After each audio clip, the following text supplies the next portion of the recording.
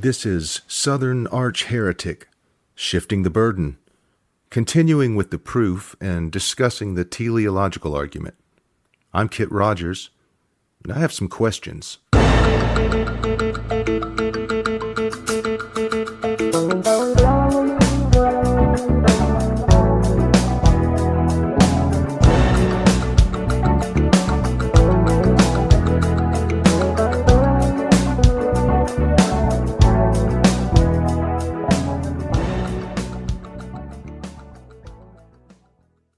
The teleological argument. Intelligent design. I think that this term is recognizable to most folks by now. The teleological argument is essentially the intelligent design argument. It is based on observable complexity in the universe. The word teleology means an explanation of phenomena in terms of its purpose instead of cause. The premise is that such amazing complexity and beauty could only exist if designed by an intelligent being. In 1802, William Paley presented his version of the watchmaker analogy in his Natural Theology. He wrote, "In crossing a heath, suppose I pitched my foot against a stone, and were asked how the stone came to be there. I might possibly answer that, for anything I knew to the contrary, it had lain there forever. Nor would it perhaps be very easy to show the absurdity of this answer. But suppose I had found a watch upon the ground, and it should be inquired how the watch happened to be in that place. I should hardly think of the answer which I had before given, that for anything I knew the watch might have always been there. Yet why should not this answer serve for the watch as well as for the stone? Why is it not as admissible in the second case as in the first?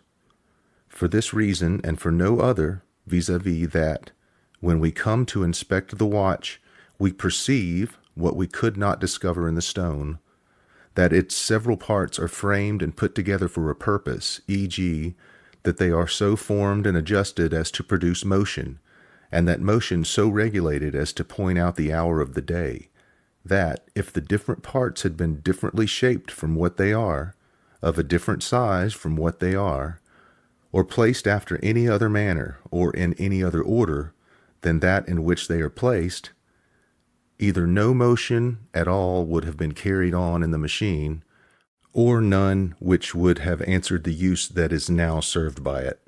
So basically, if you found a watch on the ground, you would know that it must have been created by an intelligent being because it's obvious. It's different than a rock. The intricacy of the design and the perfectly formed parts to create the working machine must be from an intelligent being. The workings of the precision pieces are tuned so finely that any adjustment or missing piece would affect its ability to function properly. This is extrapolated onto the earth, and then the universe, and boom, God.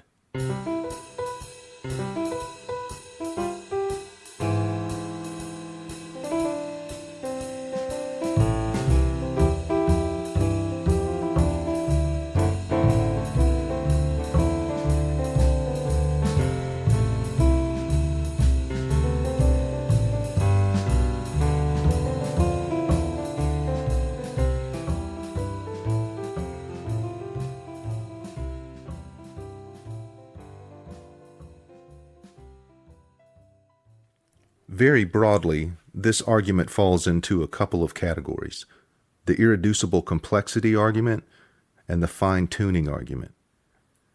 Both are still predominantly complexity arguments. The most endearing argument, to me at least, for intelligent design is that it seems like a very natural assumption, and maybe something that feels right when we say it or we see it. Doesn't mean it is right, but maybe it feels that way. I've heard people in my family, or just in passing, state their understanding of this argument and their belief in it, or at least their openness to its credibility. It usually sounds more like a fear of being wrong, and possibly facing the wrath of that loving, all-powerful designer when it's presented for some reason. It also seems to be popular with those that aren't necessarily practicing Christians or churchgoers, but were raised that way and are having trouble letting go. Once again, I don't understand why an invisible tinkerer and designer must be invented to explain complexity. Evolution is accepted science now. I hate it when ignorant people pose the argument that it's just a theory. They usually state with confidence and insistence something like, "A theory means it isn't proven." This pronouncement makes a person sound stupid. A scientific theory is a principle to explain what is already shown in data. A hypothesis is not proven. A hypothesis is an assumption or best guess, usually based on some evidence that's yet to be tested in such a way as to become an accepted theory. Yes, science changes and evolves. It's designed to do just that. We as human beings are learning more and more about the makeup of our universe and ourselves, and so we are also evolving. So why is it so difficult for some to accept a rational explanation for complexity, which is that complex objects evolved from simpler objects? Certain traits are passed on to the next generation. Some of those traits serve some function that aids in survival. Some of those traits do not, or are simply superfluous. These non-helpful or superfluous traits may develop in order, most likely after numerous generations and mutations, to serve a completely different purpose, maybe just accoutrement to attract another of the species for reproduction, like feathers and dances in birds of paradise, yet further aid in survival and add to the object's general complexity. Evolution is not a simple survival of the fittest. There is random mutation and interesting unexplainable extras that also persevere with the survivor. As species continue through time, individuals of a species whose traits are best supported in their environment tend to survive and reproduce, passing on their traits, both useful and superfluous. And those that possess traits that are detrimental or lack the required traits to compete tend not to survive and reproduce. This, as is evident, does not mean that certain seemingly useless or anomalous traits won't survive and organize to serve some future purpose. This applies to all living things. The complexity and beauty of a sunflower, or the perfection of a conch shell, although intricate, pulchritudinous, and apparent, became that way by evolving into those forms.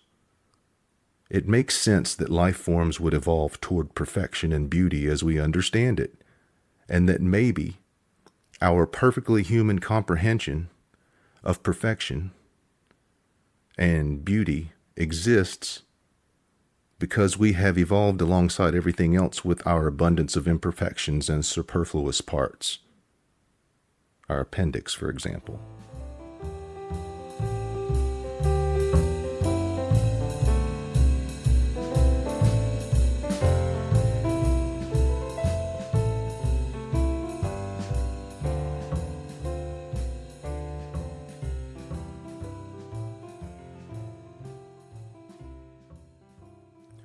We are also a part of this universe, and joy and beauty seem to be universally understood as positive, no matter the faith or non-faith.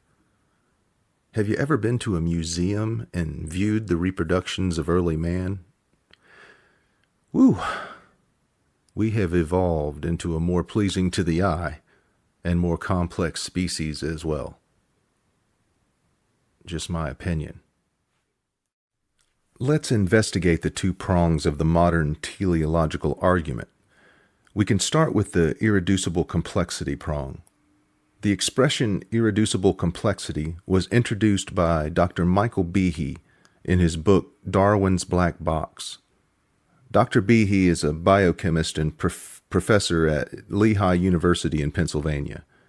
He's also a senior fellow of the Discovery Institute's Center for Science and Culture, and a well-recognized advocate for the intelligent design credo.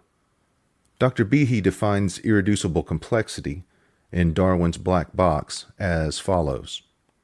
Quote, "By irreducibly complex, I mean a single system composed of several well-matched interacting parts that contribute to the basic function, wherein the removal of any one of the parts causes the system to effectively cease functioning. An irreducibly complex system cannot be produced directly, that is, by continuously improving the initial function, which continues to work by the same mechanism, by slight, successive modifications of a precursor system, because any precursor to an irreducibly complex system that is missing a part is by definition non-functional." End quote. Dr. Behe uses the mousetrap analogy to illustrate his position, just as Paley used the watchmaker analogy.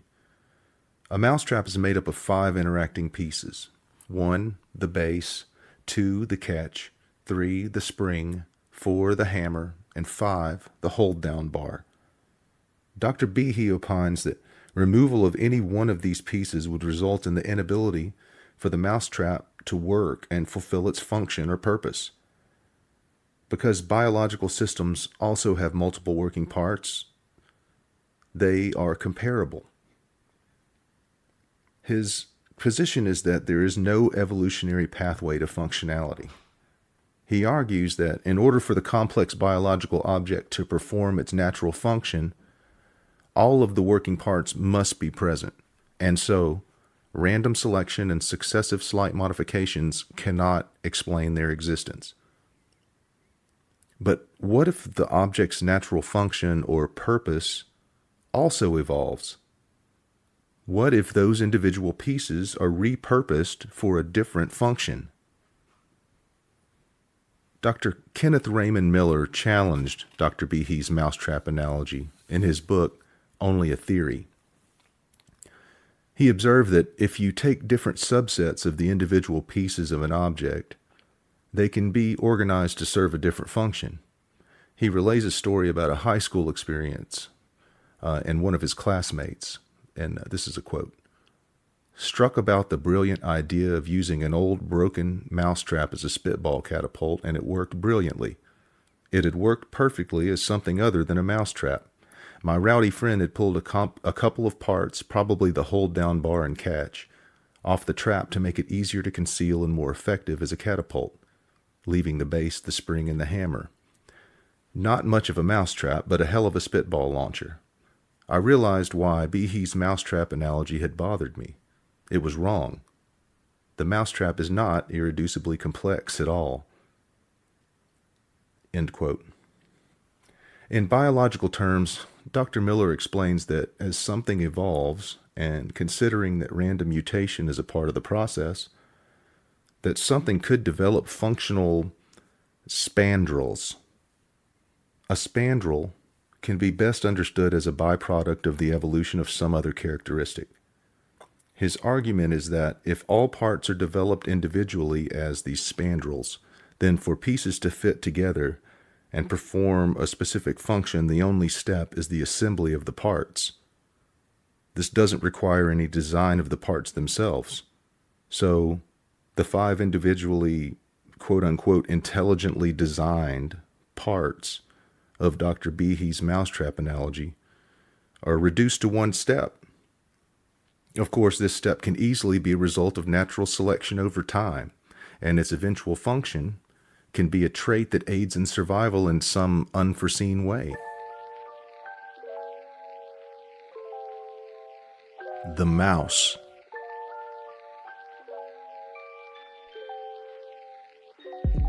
Standing close by you in the cold light of 2 tall candles that measure the dark of night, I hear the mouse, the only thing that's moving in the quiet house.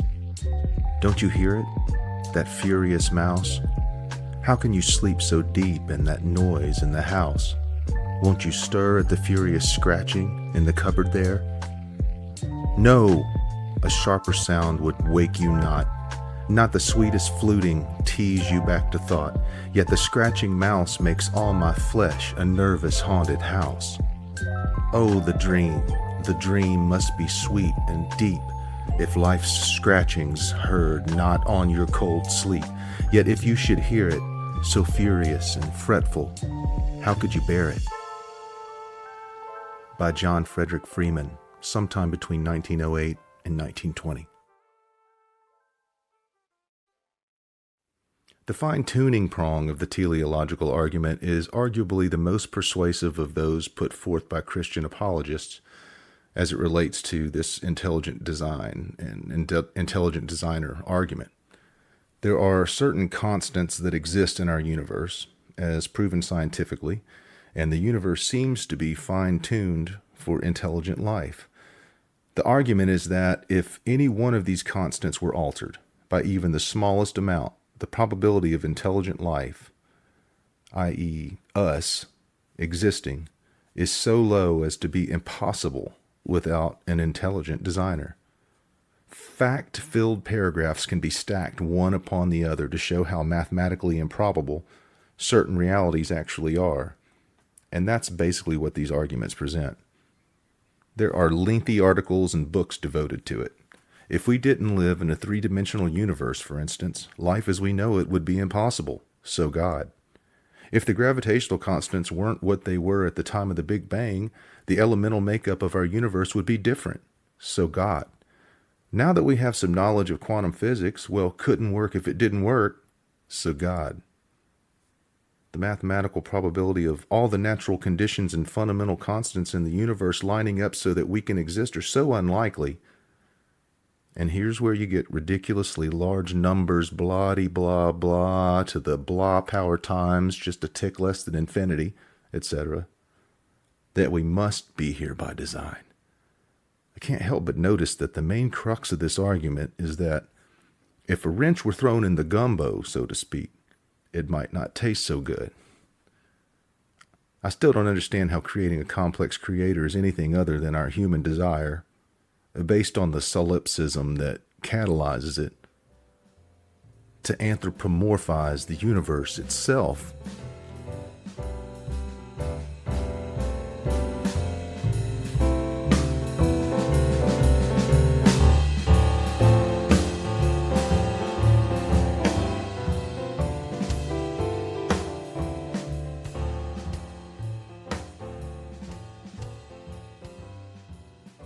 Once again, we find ourselves at a point in the argument where the non-believer can state that there are clearly rational and science-based explanations for the observed complexity in our universe, even though admittedly and thankfully there is still much to learn. These explanations don't conflict with the generally accepted theory of evolution. They don't require a perfect and infallible designer. Stating that something is perfectly balanced and so must have been created or designed seems lazy. Besides, the fact that the conditions for intelligent life are fleeting, at least on our planet, seems to suggest that either the intelligent designer was not so intelligent or set us up for ultimate failure on Earth, which is kind of an asshole thing to do. Arguably, although breathtaking and unfathomable, thus far, in some ways, our universe is a terrible design as it relates to us in the first place. What perfect and caring designer would intentionally include so many flaws? Our sun will expand and explode one day. Our solar system will be annihilated. If an intelligent, caring, all-knowing, and perfect designer also planned for our imminent destruction, what does that say about the designer? I don't want to begin a diatribe about theodicy, which is rationalizing a good and gracious all-powerful God with the existence of evil, but it is relevant to the design argument. What designer would, for instance, design and create us, quote-unquote, in his image, but include ego and hubris, violence and hatred, famine and disease, psychopaths and sociopaths? See, there I go. The point is, it appears to me that his image must be a shitty, flawed image. Or as a creator, he's a hack. Jesus, his self-portraits must be the stuff of nightmares.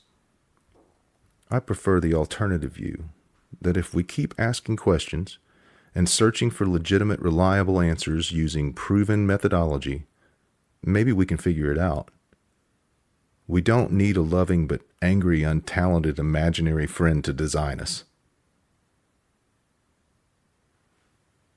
Next time we'll dig into a different argument. Love you. Mean it.